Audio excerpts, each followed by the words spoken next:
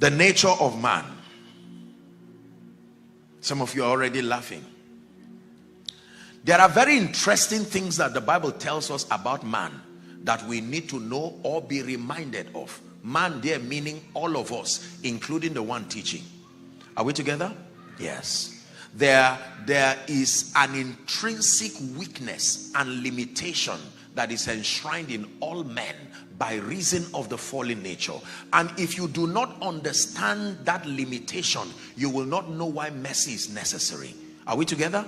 Let me give you an instance. If I ask you to sit down where you are seated now, and I don't give you a reason or a revelation for it, you see, you will not have the staying power to comply with that instruction. You will be weary and wonder why I am putting you in this kind of condition. But if I tell you, sit down here, I have sent someone, or there's some kind of fight outside, and this place is your only place of safety. No matter how tired you are, that revelation will add strength and you'll be able to sit and remain there.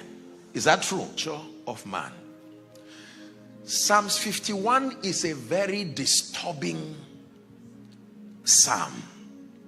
Disturbing because the psalmist there was pouring out his heart.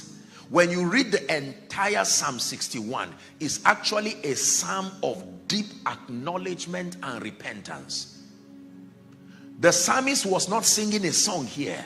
The psalmist was not doing poetry here.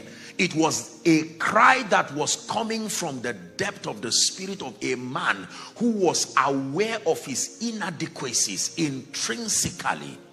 I wish we had the time to run through it, but for sake of time, we'll do verse 1 and stop to 5. Are you ready?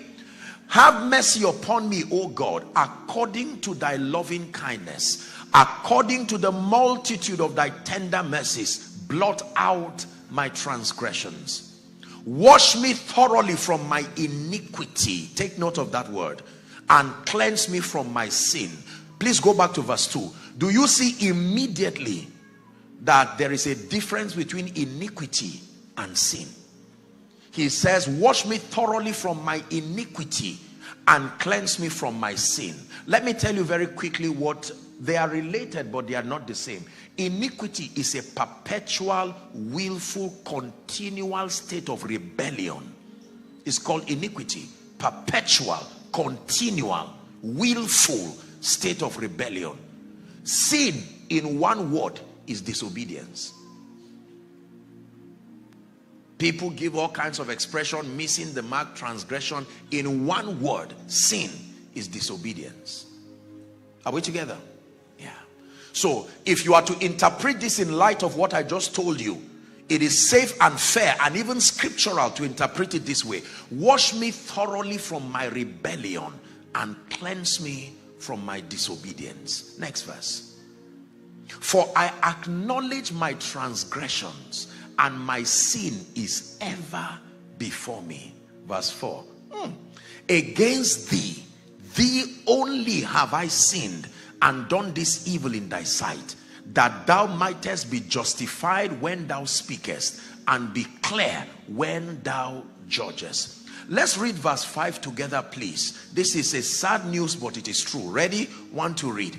Behold, I was shapen in iniquity, and in sin. This is a very powerful information about man.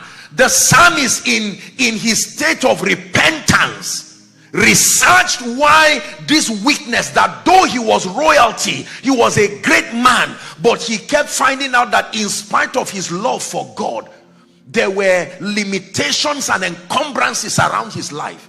It brought him to his knees, and in his research he discovered that it was not just about what he was doing. There was something intrinsic in his nature. And here was his discovery. I was shapen in iniquity, and in sin did my mother. In sin did my mother conceive me. The nature of man. The second thing we need to understand is in Jeremiah chapter 17 from verse 9. Are we still following in this place? Jeremiah 17 and verse 9. People of God, let's read together if you see it projected. Ready? 1, 2, read. The heart is deceitful above all things and desperately wicked. Who can know it? It's a very serious question. That the heart of any man is so deceptive it can deceive the owner too. You are part of the entities that your heart can deceive. Your heart can deceive others, and it can go to the extent of deceiving you. Who can know it? Verse 10. I, the Lord, I search the heart and I try the reins, even to give every man according to his ways and according to the fruit of his doings. That a man can be deceived by his own heart. A man can be deceived by his own heart. Is someone learning now? Genesis chapter 6, please.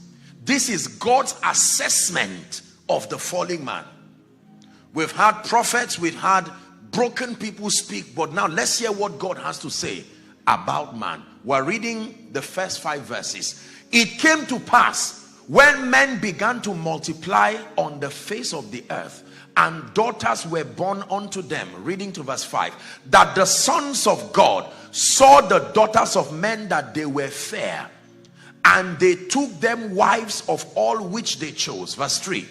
And the Lord said, my spirit shall not always strive with man, for that he also is flesh, yet his days shall be 120 years. Verse 4. There were giants in the earth in those days, and also after that, when the sons of God came in unto the daughters of men, that they bare children to them, the same became mighty men which were of old, men of renown. Let's read verse 5 together. 1, 2, read. And God saw that the wickedness of man was great in the earth. Don't forget who is speaking here. And that every imagination of the thoughts of his heart was what? Only evil. How long? Look at what God is saying about man.